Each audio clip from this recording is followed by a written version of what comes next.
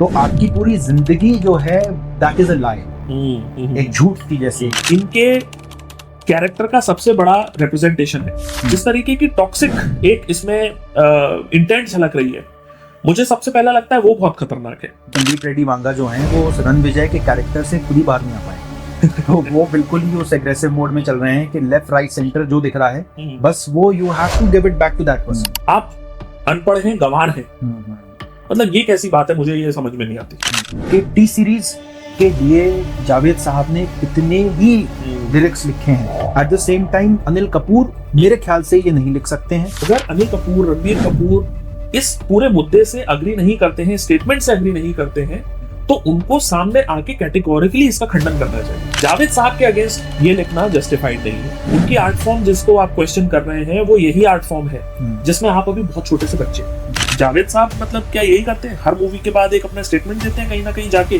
कि ये मूवी ऐसी थी, वो अच्छी थी, ये बुरी थी।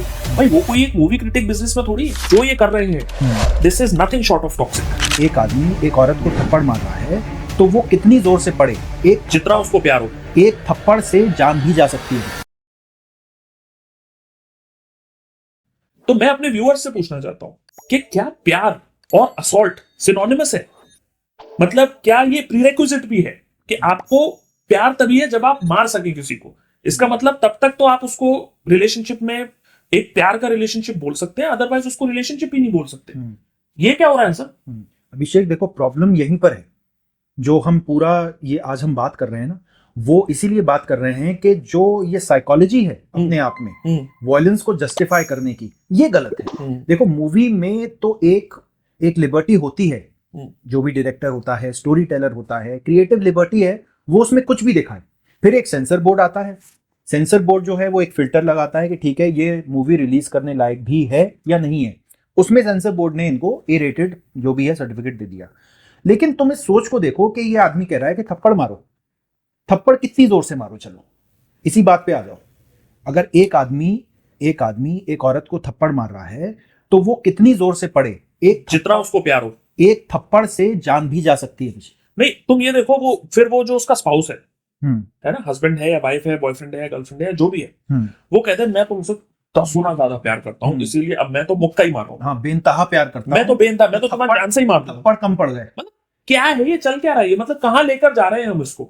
और अगर इसको कोई क्रिटिसाइज कर रहा है तो उसको आप कह रहे हैं कि आप अनपढ़ हैं, गवार हैं, इलिटरेट है, अनएजुकेटेड है, बदतमीज हैं और जाने क्या क्या है। क्या लाइफ इज अ लाई। मतलब इट इज अनफॉर्चुनेट कि हमें इस टॉपिक पे भी अब बातें करनी पड़ेगी।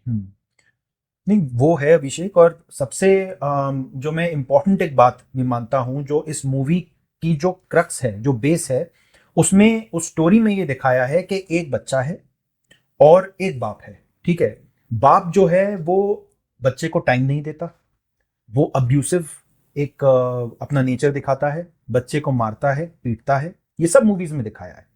और बच्चा जो है वो बिल्कुल इग्नोर्ड फील करता है, लोनली फील करता है। यहां तक ठीक है सर।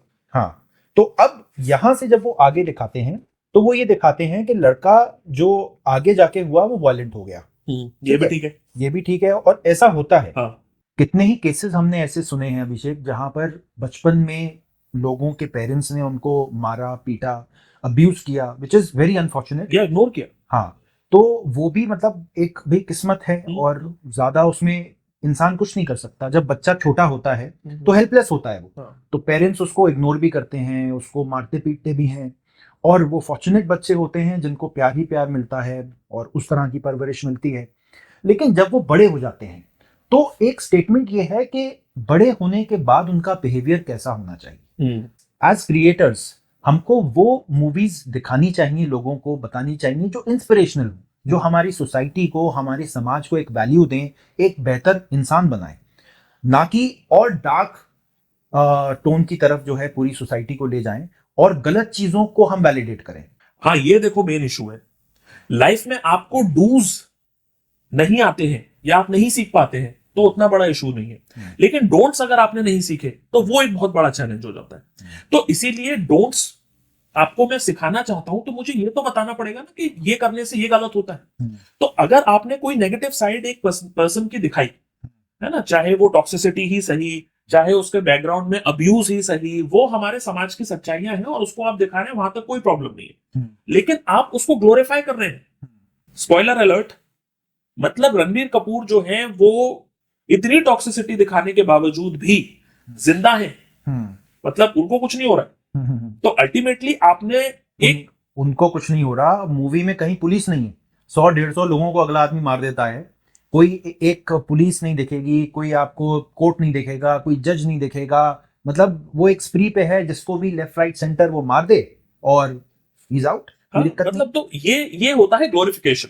और इसी से सबसे बड़ा इशू क्रिएट हो जाता है। अगर आप एक मूवी डायरेक्टर है, अगर आप एक मूवी मेकर है, तो वहां पर आपको ये ग्लोरीफाई नहीं करना चाहिए। उसके अलावा आपने जो कुछ दिखाया है उसका एक लॉजिकल एंड दिखाते आप, ताकि मैसेज ये होता है कि अगर आप ऐसे करते हैं, मतलब इट इज अनफॉर्चुनेट कि आपका चाइल्डहुड ऐसा रहा, आप इस तरीके की टॉक्सिसिटी में पड़ गए, लेकिन रीजन कुछ भी रहा, अंजाम उसका एक ही होता है और वो है आपका सर्वनाश होना। तो सर्वनाश नहीं दिखाया है उसको उन्होंने ग्लोरीफाई कर दिया है। तो वहां देखो एक बहुत बड़ी इशू है। और अभिषेक देखो, जावेद साहब ने कहा क्या है, जावेद साहब ने जो कहा है वो कहा है ऑडियंस के लिए। वो हमारी ऑडियंस जैसे है, या यूट्यूब की ऑडियंस है, या इंडिया की ऑडियंस है, जो बॉलीवुड के लवर्स हैं, जो सिनेमा एंजॉय करते हैं, उनके लिए कहा है कि भाई आप जिस भी मूवी के लिए जा रहे हैं, you make sure that you see good cinema. बस यही मैसेज है। और टॉक्सिक चीजें और टॉक्सिक जो कि हमारी सोसाइटी को एक हमारी नजरें झुका दे, उस तरह की चीजों को आप एनकरेज मत करिए। ठीक है, एक खुला एक ओपन वो है, वो पर्सनली नहीं गए, उन्होंने मूवी का नाम तक नहीं लिया, उन्होंने संदीप रेड्डी वांगा नहीं लिखा, उन्होंने एनिमल नाम नहीं लिखा। तो उसके बाद इतना बड़ा बैकलैश, तो मेरे ख्याल से दैट वाज मिसप्लेस्ड। बिल्कुल। सिगरेट पीना स्वास्थ्य के लिए हानिकारक है। Cigarette smoking is injurious to health. ये वार्निंग सिगरेट के पैक्स पे दिखती तो है। मूवीज में जहां पर स्मोकिंग करते हुए किसी भी स्टार को या किसी भी इंसान को दिखाते हैं, वहां पर भी ये वार्निंग होती है। लेकिन क्या इस वार्निंग को दे देने से सिगरेट की टॉक्सिसिटी या उसके दुष्प्रभाव कम हो जाते हैं? क्या सिगरेट बिकना बंद हो जाती है? बिल्कुल भी नहीं। ठीक उसी तरह इस तरह की मूवीज बेशक एक सर्टिफिकेशन के तहत ही रिलीज की जाती हैं, लेकिन उसकी टॉक्सिसिटी, उसके दुष्प्रभाव जो समाज पे होने वाले हैं, जो आपके बच्चों के, आपके माँ बाप के, आपके परिवार पर होने वाले हैं, वो कोई भी डिबेट नहीं कर सकता। अगर आपने ये मूवी देखी है तो हमें इंतजार रहेगा आपके कमेंट्स का, जिसमें आप हमसे शेयर करिए आप किस साइड पर हैं। जावेद अख्तर ने सिर्फ इतना कहा है कि ये इस तरीके का ट्रेंड जहां पर टॉक्सिसिटी को प्रमोट किया जाता है, ग्लोरीफाई किया जाता है, वो डेंजरस है। इस आर्ग्यूमेंट के किस तरफ आप खुद को पा रहे हैं, हमसे कीजिए शेयर। हमें उम्मीद है आज के डिस्कशन से आप लेकर जाने वाले हैं खूब सारी वैल्यू, जिसको यूज करके आप करेंगे अनलॉक अपना 2.0। और देखते रहिए द 2.0 पॉडकास्ट। वीडियो को लाइक कीजिए, इस चैनल को कीजिए सब्सक्राइब और हमें अपना सपोर्ट दिखाइए। We will see you in the next one. Thank you for watching.